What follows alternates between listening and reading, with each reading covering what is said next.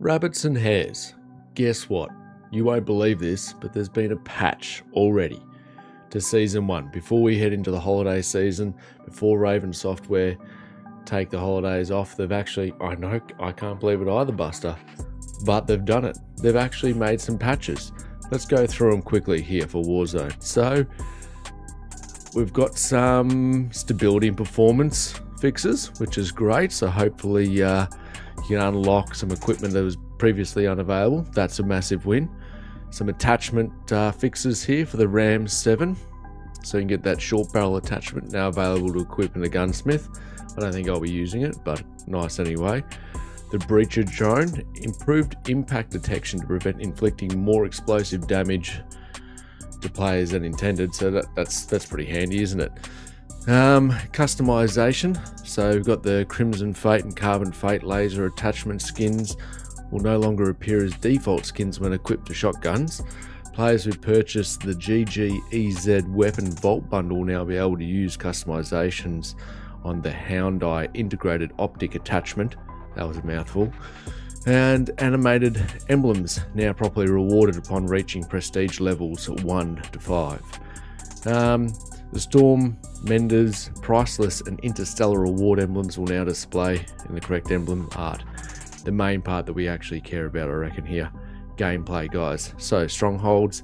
Black Site Key will only be rewarded the first time a Stronghold is complete, so we won't get all these Black Site keys that keep popping up, which I think is a big win. Subsequent catch-up by the other squads won't reward that key. I'm pretty sure a fair few of us have noticed that.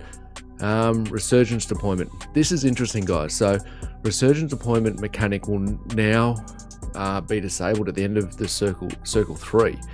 I thought it was ending in circle 4, so be interesting to see how that goes, not having resurgence available after this 3rd circle. Buster, please pay attention. Public events, scan event in circle 2 as it could conflict with loadout drop. Okay, so that's good to have that disabled.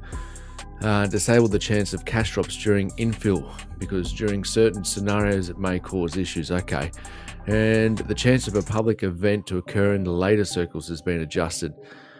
How good is this, guys? They've already brought in some weapon adjustments. This is so good. I think they've actually done a pretty good job for the first release. There was actually multiple viable AR, BR options. There was multiple viable SMGs, but I also think these are great nerfs. So the DG, okay, the max damage reduced to 32, down from 40. So I think that's a pretty significant nerf there. That might no longer really make it viable. The FR556, max damage reduced to 35, down from 43. That was massive. A lot of people using the BAS-B.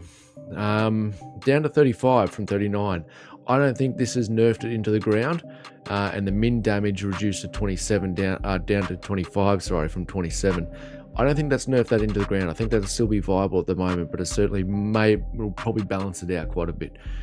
Some significant reductions or nerfs for the akimbo pistols, which we're starting to see pop up. I'd come into contact with a few people that are just running akimbos and putting you down immediately. So huge nerf there, from 45 down to 30 for the core 45s, and the Renetti akimbos down to 22 from 33. So and a headshot multiplier reduction as well.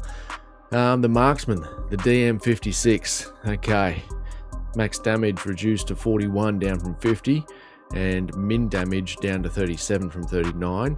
The KVD Enforcer, headshot multiplier reduced to 1.8 from 2.2. The one that everyone will be keeping an eye on here, the MTZ Interceptor, guys, headshot multiplier reduced to 1.5, down from 2.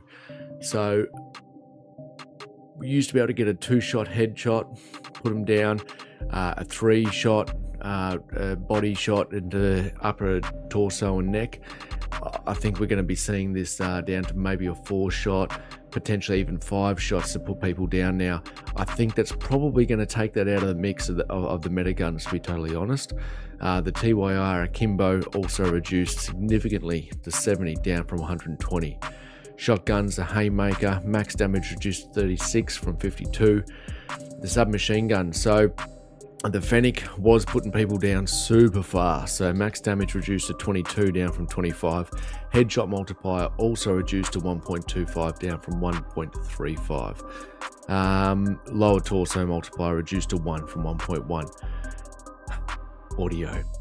Audio. Right, audio.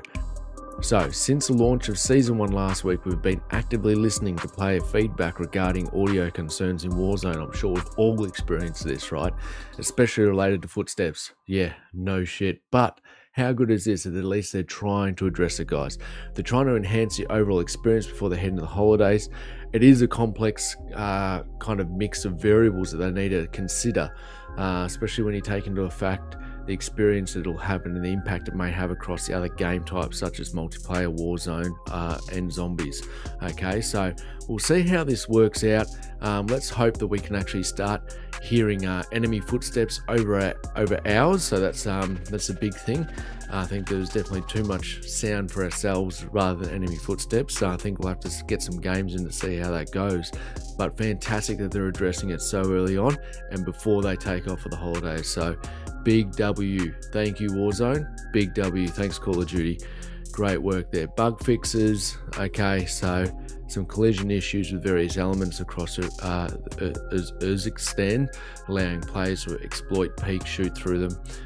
Fix some issues that allow players to get stuck inside locked buildings, and also some incorrect text appearing on challenges. So, guys, that's the Warzone update and patch notes. Let me know how you go. Let me know what you think you're going to run as your metal weapons now. Is it still going to be the MTZ Interceptor? I don't think so.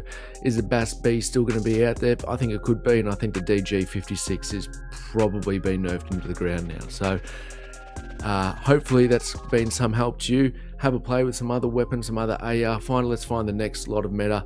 And guys, if you want to watch some live streams, I'm over on Twitch, Grim Rabbits Co. Definitely come check it out, and hopefully I'll see you in the next live. Cheers, guys.